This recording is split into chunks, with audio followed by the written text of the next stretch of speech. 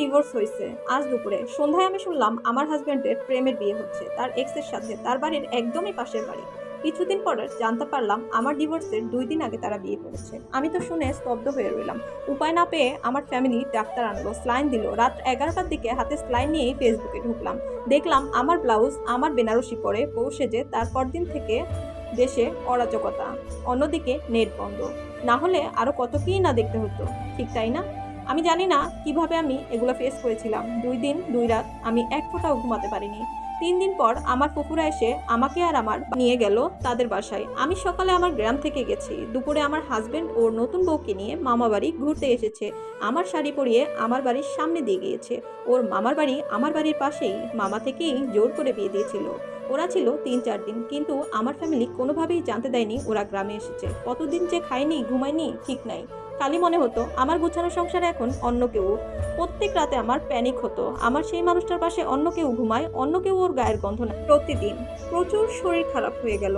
আমাকে দেখলে মনে হয় 50-60 বছর বয়স হয়ে গেছে। চেহারার কি বাজে অবস্থা, দিন দিন চিকন হতে লাগলাম, কালো হয়ে গেছি। কবে যে শেষ ভালোভাবে ঘুমাইছি নিজেরও মনে নেই। প্রত্যেকটা মানুষ আমাকে বুঝাইতে লাগলো ছেলের জন্য বাঁচতে হবে। আমিও ধীরে ধীরে ছেলেকে নিয়ে দিন কাটাতে থাকলাম। প্রতিদিন আত্মীয়, বন্ধুবান্ধব, ফ্যামিলি সবাই প্রচুর মানসিক সাপোর্ট দিয়েছে, নতুন করে বাঁচার অনুপ্রেরণা দিয়েছে। এবার হচ্ছে আসল টুইস্ট। হুট করে একদিন বিকেলে পাশের বাসার এক ভাবি এসে বলল ওদের নাকি ডিভোর্স হয়ে গেছে, বর্তমানে বউ ডিভোর্স দিয়ে দিয়েছে। আমি যেন ওদের মাফ করে দিই। ছেলের মুখের দিকে তাকিয়ে আমি যেন আবারও যাই।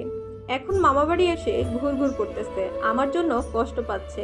আমি ছোট থেকে এত আদরে মানুষ হয়েছি বলার মতো না। গালে তুলে তুলে না খাইয়ে দিলে খেতাম না। সেই আমি সংসার করার জন্য মুখ বুঝে চাকরানির মতো জীবন পার করেছি। অজস্র গালি শুনেছি, আঘাত সহ্য করেছি। আর কোনোভাবেই আমি ওই সংসারে যাব না। কত শত অপবাদ ওরা আমাকে দিয়েছে। আমার শাশুড়ি ননদ গ্রামে এসে কত অপবাদ দিয়েছে। শাশুড়ি তো শুরু থেকেই সহ্য করতে পারতো না। হয়তো একই গ্রামে মেয়ে, আমাদের বাড়িতে কাজ করে ওদের এক সময় পেট চলতো। হয়তো এই জন্যই হিংসাটা চলে আসতো। 5 মাস পর 3 দিন আগে আমার এক্স আসছে আমার ছেলেকে দেখার জন্য। আমি দেখতে দেইনি। এতদিন ছেলেকে ছেড়ে থাকতে পেরেছে, সারা জীবন পারে। আমি আলহামদুলিল্লাহ আগের থেকে বেশ ভালো আছি আমার সোনাটাকে নিয়ে। ও ওর মা, মামি, নানির চোখের মণি।